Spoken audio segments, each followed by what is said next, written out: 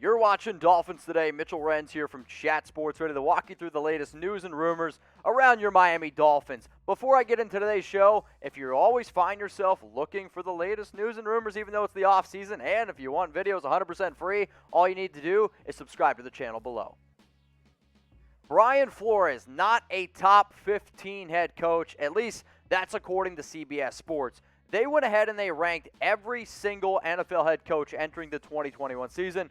Flores came in ranked at number 16. Right now, he is entering his third year in Miami, third year as a head coach. In terms of why I believe he was ranked this low, it's simply because he hasn't had enough longevity in this league, and when you have a career losing record, I can understand the ranking of 16, despite them having a great year last season. So in his 3 years, 15 wins, 17 losses, just under 500. I'm a believer that this football team is making the right strides to go in that right direction. And underneath Flores, I do have a lot of confidence. The only reason why I know there's going to be a lot of people that don't like this ranking is because Flores did a phenomenal job in 2020. I know I talked about it the entire season, but I don't really think it's being talked about quite enough. Simply because when you look at what Flores did in 2020 compared to 2019, this Dolphins team, I mean, this was a total rebuild, right? 5-11 record in 2019 to 10-6. That's impressive. Fourth in the division to second in the division. Points for, you go from being 25th best in the league to 15th best. But what about points against? That's the major difference. 32nd bottom in the league to top 6 defense. Sure, you just missed the playoffs, but how many times does a 10-6 team miss the playoffs? It's definitely not very often. So when I really thought about Flores, I know there was a lot of videos that I made last year that was like, I thought that he had a chance to go on and win Coach of the Year. If they would have made the playoffs, he would have made a lot better argument to go ahead and win that award. But the fact that he was ranked 16th, I don't really think is a shot at Flores. It's more of there's a lot of very other talented head coaches in the league that have also been coaching a little bit longer. But what do y'all think here? A, B, C, D, or F? Let me know down in the comments section. I want you to grade Brian Flores being ranked as the 16th best head coach. If you love it, it's an A. If you absolutely hate it, it's, guess what? Pretty darn simple. It's going to be an F.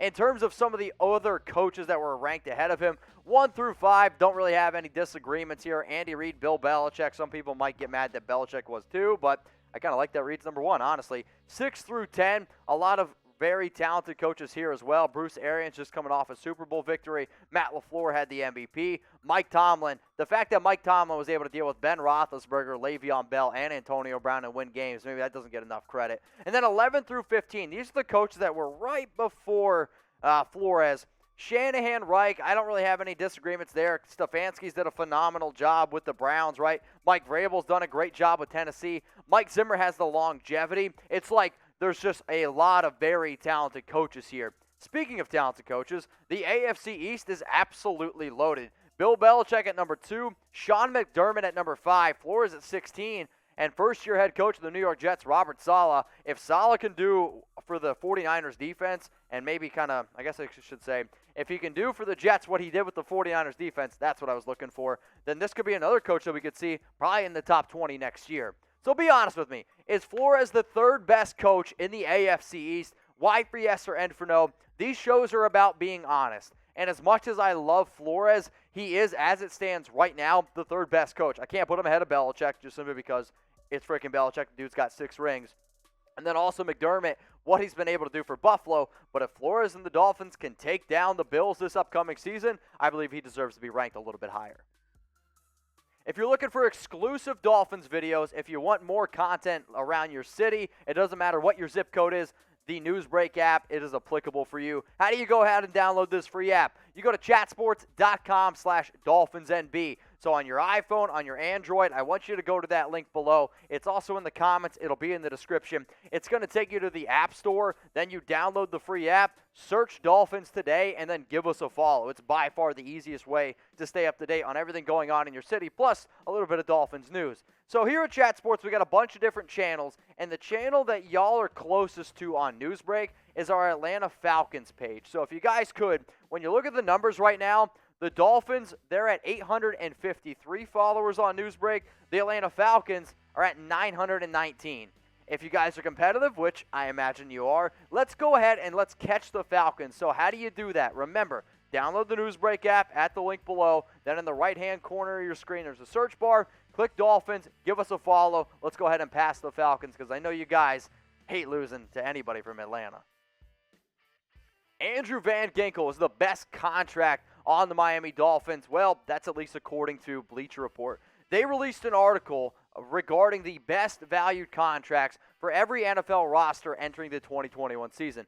Van Ginkel was picked for Miami. When I saw this pick, I actually kind of gave Bleacher Report a round of applause because usually they'll pick the big name guy or like they'll go a certain direction. They got this one 100% right because he's making just $927K in 2021. I know before we've done videos on replacements for Kyle Van Noy, or everyone was freaking out, at least the NFL media was freaking out that Kyle Van Noy was released. But a lot of Dolphins fans were like, it's okay. We got this guy named Van Ginkel, and he is a super versatile player coming off a very impressive season. He's only 25 years old. He had 48 tackles, 7 tackles for loss, 10 quarterback hits, 5.5 sacks, and showed some ability to actually be able to cover. And in terms of just the overall jump, I know these stats here are a little bit skewed because in 2019 he played in only 6 games, and in 2020 he played in 16 games. But watch the film and just watch how the Dolphins used him on the field.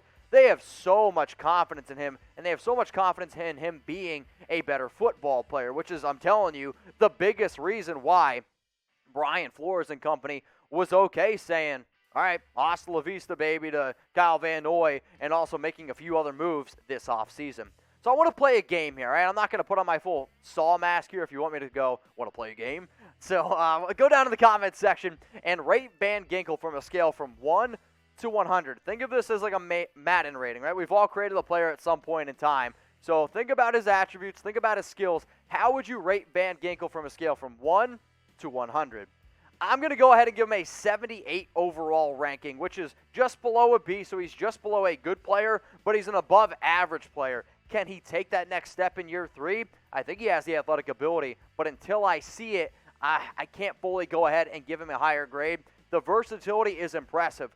What Brian Flores and company has been able to do with him is impressive, and how he's going to be able to work in this offense, he's going to get more snaps this year than he's ever had before.